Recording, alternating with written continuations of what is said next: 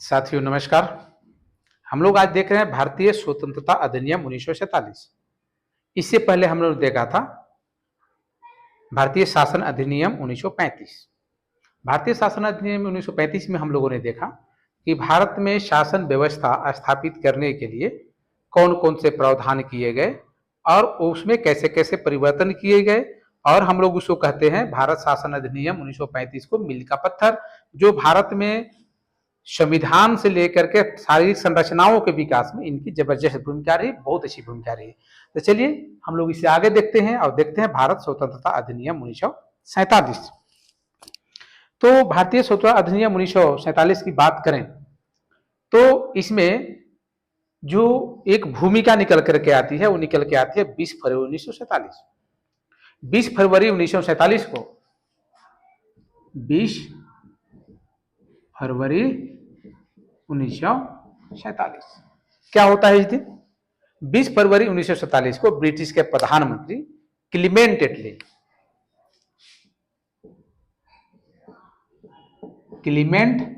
एटली ये प्रधानमंत्री थे ब्रिटेन के। इन्होंने घोषणा की कि 30 जून 1947 को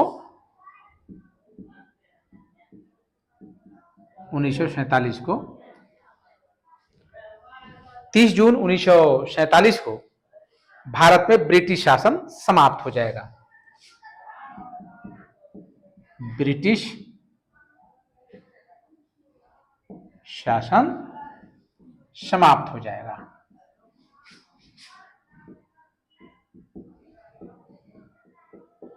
ये घोषणा क्लीमेंट एटली ने किया था, जो उसमें ब्रिटिश के प्रधानमंत्री थे, ब्रिटेन के प्रधानमंत्री थे। इसके बाद जो सत्ता होगी वो उत्तरदायी भारतीय हाथों में सौंप दी जाएगी, यानी कि भारत के जो लोग होंगे उनको ये सत्ता सौंप दी जाएगी। और इस घोषणा पर मुस्लिम लीग ने आंदोलन किया। जब ये घोषणा की गई तो मुस्लिम लीग आंदोलन किया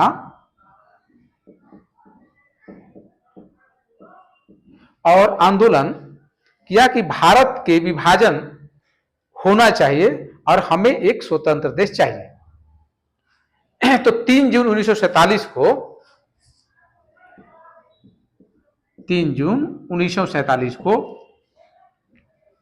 ब्रिटिश सरकार ने फिर से, क्योंकि 30 को करना था तो समय वैसा था नहीं, मुस्लिम लीग ने आंदोलन कर दिया कि नहीं, हमें ऐसा नहीं चाहिए, हमें पहले एक स्वतंत्र देश हमें घोषित कर लीजिए, साथ में हम लोग 2 मुल्क बन जाएं, 2 देश बन जाए तो आप स्वतंत्रता दीजिए।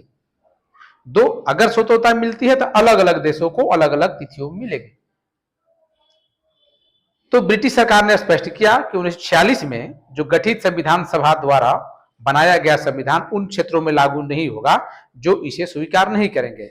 जो 30 जून की स्वतंत्रता को स्वीकार नहीं कर रहे हैं, तो भारत में जो संविधान बन रहा है 1946 में जो संविधान सभा की गठन की गई थी, उसके बाद जो संविधान बन रहा है वह उन क्षेत्रों में लागू नहीं होगा जो भारत के स्वतंत्रता अधिनियम को स्वीकार नहीं करेंगे। उसी दिन 3 जून 1947 को, इसी दिन उसमें जो वायसराय थे लॉर्ड माउंटबेटन थे, उसमें लॉर्ड माउंटबेटन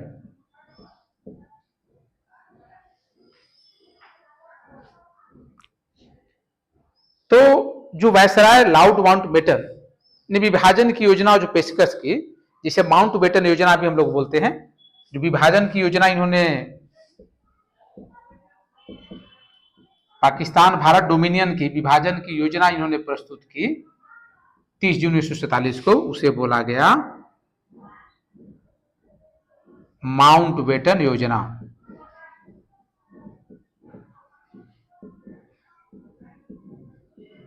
माउंटबेटन योजना के नाम से ये जाना गया। तो इस योजना को कांग्रेस और मुस्लिम लीग ने स्वीकार कर लिया कि ठीक है, जब बात आ रही है कि बंटवारा हो जाए, क्योंकि इसकी सुबुगाहट तो पहले से हो गई थी, बंटवारे की आखिरी मुहर लगने थे, तो उसमें कांग्रेस एवं मुस्लिम लीग दोनों ने इसको स्वीकार कर लिया, ठीक है, हम तैयार हैं माउंटबेटन योजना को लेकर के। इस प्रकार भारतीय स्वतंत्रता अधिनियम 1947 बनाकर इसे लागू कर दिया गया कि भारत स्वतंत्र तो होगा, देखिए दो अलग अलग डोमिनियन में होंगे, दो अलग अलग देश होंगे। तो चलिए हम लोग आज इसी को देखते हैं विस्तृत तरीके से कि आखिर में ये जो विभाजन की बात कही गई ये कैसे होगा, क्या होगा, इसकी विशेषताओं को देखते हैं, जिसे हम लोग भारत स्वतंत्रता अधिनियम बोलते हैं। तो ये बातें निकल करके आई कि ठीक है विभाजन होगा। तो अब हम लोग देखते हैं कि इस अधिनियम की क्या विशेषताएं रही, इस अधिनियम में क्या क्या हुआ, इसकी विशेषताओं को हम लोग देखते हैं।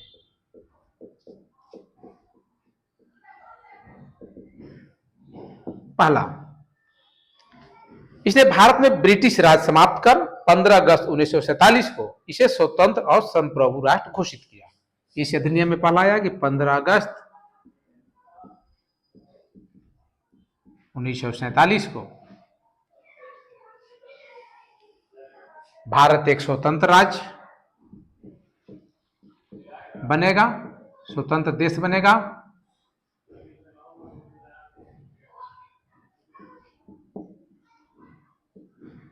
स्वतंत्र राष्ट्र बनेगा और यह जो राष्ट्र होगा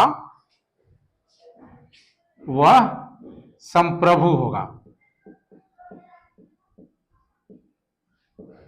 संप्रभु राष्ट्र बनेगा, घोषित कर दिया गया। दूसरी बातें क्या निकल करके आई इसमें? दूसरी बात निकल के आई कि भारत का विभाजन कर दो स्वतंत्र डोमिनियन, भारत एवं पाकिस्तान,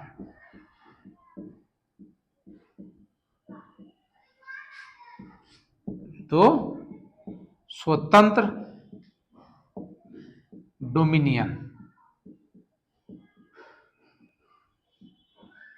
दो स्वतंत्र डोमिनियन का सृजन किया जाएगा। आप कह सकते हैं कि सृजन किया गया, दो डोमिनियन का सृजन किया गया। अब जिन्हें ब्रिटिश राष्ट्रमंडल से अलग होने की स्वतंत्रता थी, अब ब्रिटिश राष्ट्रमंडल जो था उससे भारत और पाकिस्तान अलग हो जाएंगे इस शासन से। तीसरा, वायसराय का पद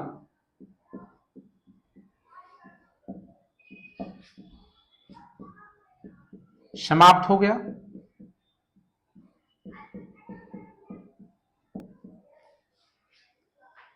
और उसके स्थान पर दोनों डोमिनियन राज्यों में गवर्नर जनरल का पद सृजन किया गया। भारत एवं पाकिस्तान जो दो डोमिनियन बने उसमें गवर्नर जनरल का पद पुनः सृजित किया गया। पहले गवर्नर जनरल का पद था लेकिन बाद में इसे समाप्त कर दिया गया था वायसराय किसमें 1858 जो अधिनियम हम लोग पढ़ रहे थे 1858 अधिनियम उसी में किया गया था ना कि जो बंगाल के गवर्नर जनरल जो थे वो पहले भारत के गवर्नर जनरल बनाए गए थे। जब ताज के हाथ में जब शासन आया यानी कि क्राउन के शासन ब्रिटिश क्राउन के अंडर में शासन आया तो बात आई कि ऐसा है कि अब वायसराय होंगे और वहां से वायसराय का शुरुआत हुआ। लेकिन भारत आजाद हुआ तो हुआ कि देखिए दो डोमिनियन बन रहे हैं इसलिए वायसराय अब पद समाप्त किया जाता है। अब दो गवर्नर जनरल बनेंगे, एक भारत में एक पाकिस्तान में, जिसकी नियुक्ति नए राष्ट्र की कैबिनेट की सिफारिश पर, जो नया राष्ट्र बन रहा है उसके सिफारिश पर ब्रिटेन के ताज को करनी थी।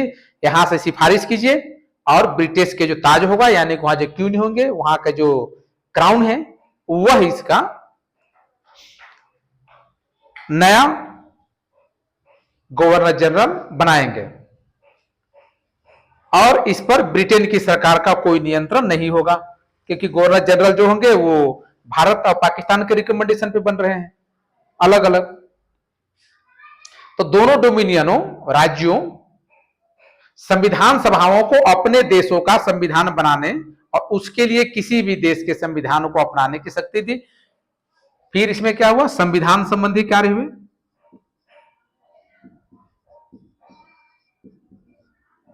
संविधान बनाना एवं दूसरे देश के संविधान को स्वीकार करना।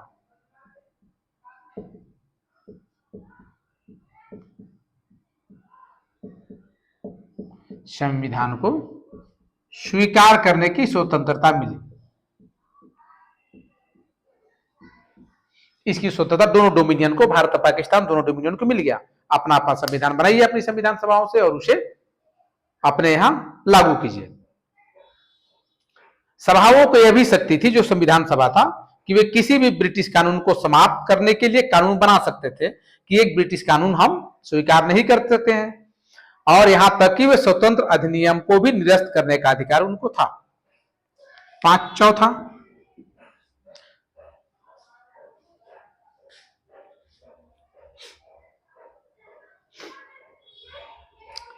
इन्होंने दोनों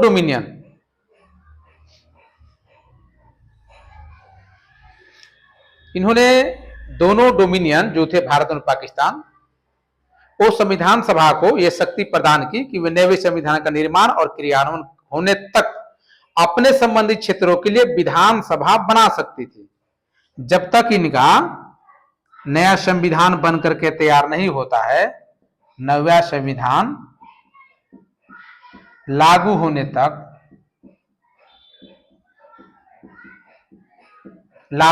तक अपना विधानसभा बना सकते हैं शासन चलाने के लिए।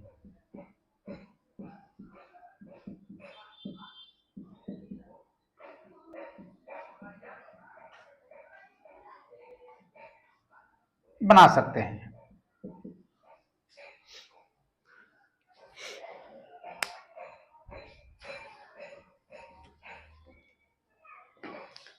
तो ये हुआ। इसके बाद क्या होता है,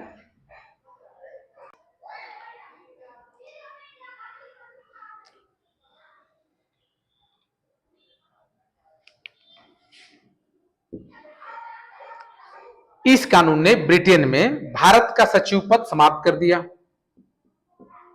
भारत का सचिव पद जो था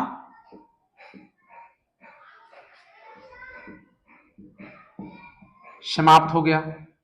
इस बात की चर्चा 1935 वाले में भी की गई थी कि इसे समाप्त कर दिया जाएगा।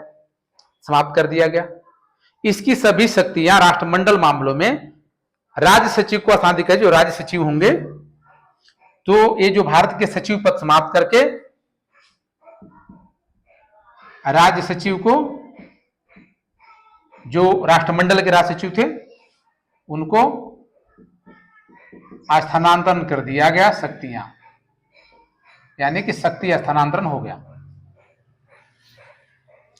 इसके बाद 15 अगस्त 1947 से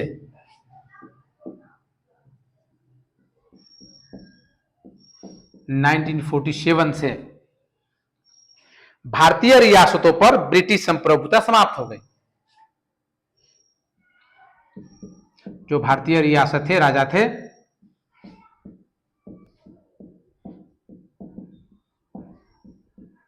तो ब्रिटिश संप्रभुता समाप्त। अब राजा स्वतंत्र हो गए।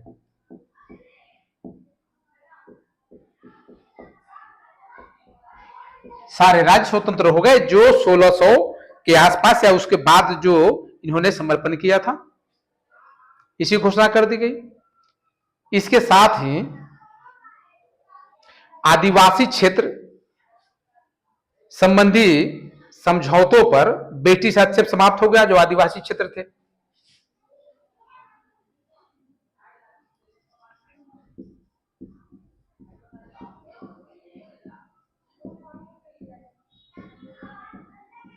आदिवासी क्षेत्रों पर ब्रिटिश हस्तक्षेप समाप्त।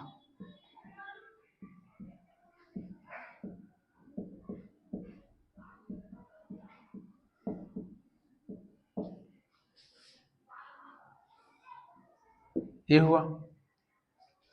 फिर भारत रियासतों को यह स्वतंत्रता दे दी गई कि वह भारत या पाकिस्तान किसी डोमिनियन में शामिल हो सकते हैं। भारतीय रियासत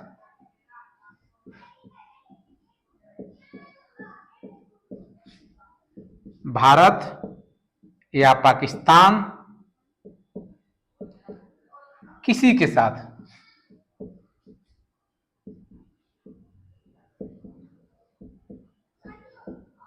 शामिल होने की स्वतंत्रता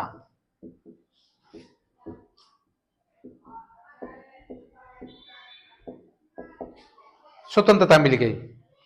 अब यही से एक नई समस्या खड़ा हो जाता है, जिसमें बंटवारे के बाद अलग अलग राज्य अलग अलग क्षेत्रों में जुड़ना चाहते हैं। और इसी कहानी मैंने आपको पहले बताया है, पहले की वीडियो में जाकर देख लेंगे तो वहां मिल जाएगा कि क्या क्या समस्याएं थी, पटेल ने कैसे इनको अपने साथ शामिल किया, कितनी संघर्ष हुए, नेहरू ने पटेलों को क्या जिम्मेवारी दी, और अलग अलग गुजरात के कुछ राज्य थे, इधर हैदराबाद के थे, उस रियासतों ने कितनी समस्याएं खड़ी की। जम्मू कश्मीर उसी का एक विवाद वो भी रहा, हरि सिंह का। तो यह जो अधिनियम है भारतीय स्वतंत्रता अधिनियम, इसने नया संविधान बनने तक प्रत्येक डोमिनियन में शासन संचालित करने एवं भारत शासन अधिनियम 1935 के तहत उनकी प्रांतीय सभाओं में सरकार चलाने की व्यवस्था की। बोला कि 1935 अधिनियम में जो भारत शासन अधिनियम जो बना था, उसी के तहत अभी सरकारें चलेंगी जब तक आपका संविधान नया बन करके तैयार नहीं हो जाता। इसके बाद क्या होता है, यानी कि 1935 के भारत शासन अधिनियम को संविधान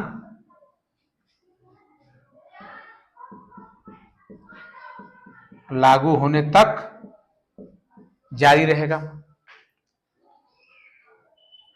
फिर इस अधिनियम ने ब्रिटिश शासक को विधेयकों पर मताधिकार और उन्हें स्वीकृति देने के अधिकार से वंचित कर दिया। बोला कि क्योंकि विवाद हो गया, पहले कहा गया था कि आप ऐसा कर सकते हैं, लेकिन हुआ कि नहीं, क्योंकि भारत पाकिस्तान अपने आप में एक विवादित जियोग्राफिकल एरिया को लेकर के, स्वतंत्रता को लेकर के, भूभाग को लेकर के विवाद चल रहा है। इसलिए आपको बहुत सारे राज्य ऐसे हैं जो पाकिस्तान के साथ मिलना चाहते हैं, कुछ जो है बाकी भारत के साथ मिलना चाहते हैं। तो ये एक बहुत बड़ा विवाद था। इस विवाद को ठीक करने के लिए इन्होंने कहा, ब्रिटिश शासक को विधेयकों पर मताधिकार और उन्हें स्वीकृति देने से वंचित कर दिया, और ब्रिटिश शासक के नाम पर गवर्नर जनरल को किसी भी विधेयक को स्वीकार करने का अधिकार प्राप्त होगा, क्योंकि जो गवर्नर जनरल होंगे, गवर्नर जनरल किसी भी विधेयक को स्वीकार कर सकते हैं।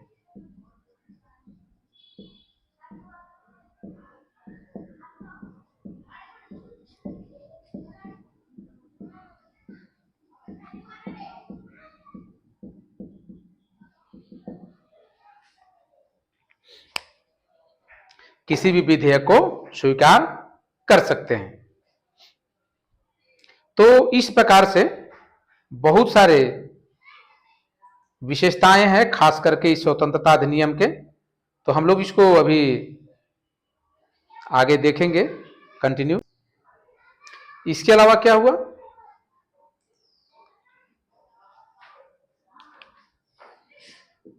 इस अधिनियम में इसके अलावा भारत के गवर्नर जनरल एवं प्रांतीय गवर्नर जनरलों को राज्य का संवैधानिक प्रमुख नियुक्त कर दिया गया। भारत के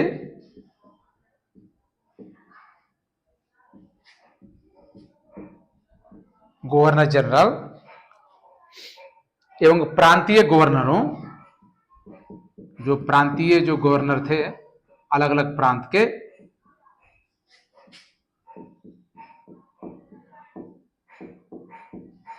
इनको राज्यों का संवैधानिक प्रमुख बना दिया गया। राज्यों का संवैधानिक प्रमुख, एक तरह से आप कह सकते हैं कि आज के संदर्भ में राष्ट्रपति शासन लागू। गवर्नरों के पास पावर है, क्योंकि इतने बड़े विवाद और इतनी सारी समस्याएं हैं कि इसे दूर करना, इसे नियंत्रण करना बहुत जरूरी था। और लॉर्ड माउंटबेटन जैसे शानदार यदि उस समय के वायसराय नहीं होते, वो मध्यस्थता नहीं करते, तो भारत पाकिस्तान को बहुत बड़ा नुकसान होता, दोनों को। ये बातें निकल करके आती हैं। उन्हें जो गवर्नर जनरल भारत के थे या जो गवर्नर थे प्रांतीय क्षेत्रों के, उन्हें सभी मामलों पर राज्यों के मंत्री परिषद के परामर्श पर कार्य करना था, स्वयं से निर्णय नहीं लेना था। यह करना था कि आपके मंत्री परिषद जो है वैसा आप कीजिए। फिर हुआ कि उन्हें शाही उपाधि से भारत का सम्राट शब्द समाप्त कर दिया गया। कहा कि भारत में कोई सम्राट शब्द नहीं होगा, कोई सम्राट नहीं होगा भारत में। सम्राट शब्द जिसे शाही उपाधि भी बोला जाता था की समाप्ति।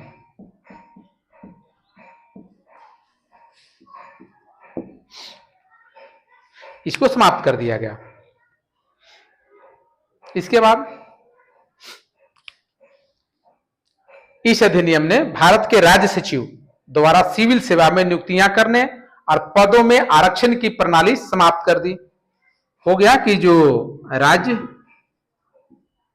जो है राज्य सचिव के सिविल सेवा में नियुक्तियां करेंगे।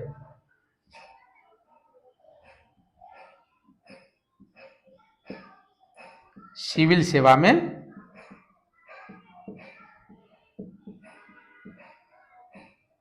नियुक्ति करेंगे और आरक्षण जो विशेष मिलते थे नहीं होगा, क्योंकि ब्रिटिश कानून के तहत तो था कि आप अपना संविधान बनाइए, उसमें आप क्या प्रावधान रखते हैं उसके अनुसार दीजिए। अंबेडकर जी ने इसको काफी प्रमुखता से रखा। अब 15/1947 से पहले के सिविल सेवा कर्मचारियों को वही सुविधाएं मिलती रहेंगी जो उन्हें मिल रही है। ऐसा नहीं है कि नए आएंगे या तो उनको नए कानून है, अभी जो मिल रहे वही सुविधाएं उनको मिलती रहेंगी। इसके आधार पर 14-15 अगस्त की मध्यरात्रि में भारत में ब्रिटिश शासन का अंत हो गया और समस्त शक्तियां दो स्वतंत्र डोमिनियन भारत और पाकिस्तान को स्थानांतरित कर दी गई। लॉर्ड माउंटबेटन नए डोमिनियन भारत के प्रथम गवर्नर जनरल बने, क्योंकि नेहरू पटेल इस बात को समझते थे या महात्मा गांधी इस बात को समझते थे कि लॉर्ड माउंटबेटन को गवर्नर जनरल रखना आवश्यक है। इन्हीं से संतुलन बनेगा, क्योंकि पाकिस्तान से विवाद कोई नई बात नहीं थी, ये विवाद का बीजारोपण मांग के साथ ही हो गया था। तो कांग्रेस इस बात को बेहतर समझती थी कि मुस्लिम लीग को समझाना, मोहम्मद अली जिन्ना को समझाना आसान बात नहीं है, ये सिर्फ लॉर्ड माउंटबेटन ही इसको ठीक कर सकते हैं। इसलिए भारत स्वतंत्र भारत के प्रथम गवर्नर जनरल लॉर्ड माउंटबेटन ही रहे। वो पहले भी अब वायसराय थे, क्योंकि गवर्नर जनरल बनाया गया था, तो उसमें गवर्नर जनरल लॉर्ड माउंटबेटन बने और 2 गवर्नर प्रांतीय आधार पर दे दिए गए। उन्होंने जवाहरलाल नेहरू को भारत के प्रथम प्रधानमंत्री के रूप में शपथ दिलाई और 1946 में बनी संविधान सभा को स्वतंत्र भारतीय डोमिनियन की संसद के रूप में स्वीकार कर लिया गया। तो यही था हम लोगों का आज का भारतीय स्वतंत्रता अधिनियम 1947।